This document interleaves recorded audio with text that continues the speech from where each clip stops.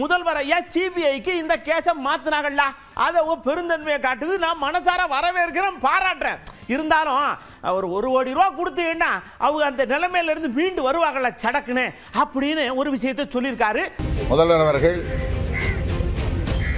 நவீன்குமாருக்கு அரசு பணி வழங்கப்படும் என்கிற உறுதியை அளித்திருக்கிறார். வாடகை வீட்டிலே குடியிருக்கிற கணவரை இழந்த அந்த தாய்க்கு ஆறுதல் அளிக்கிற வகையில் அரசு வீட்டுமனை பட்டா வழங்கும், வீடு கட்டித்தரும் என்கிற உறுதியையும் மாவட்ட ஆட்சியர் வழங்கியிருப்பதாக சொன்னார்கள். அத்துடன்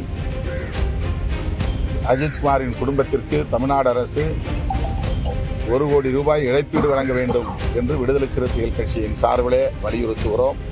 எத்தனை கோடிகளை கொடுத்தாலும் ஒரு உயிரை மீட்க முடியாது. ஆகவே அரசு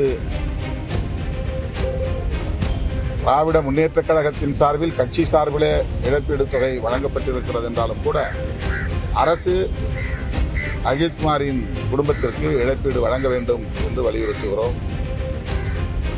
இந்த வழக்கை விரைந்து விசாரிக்க வேண்டும், பிணையில் வெளிவிடாமல் விசாரிக்க வேண்டும்.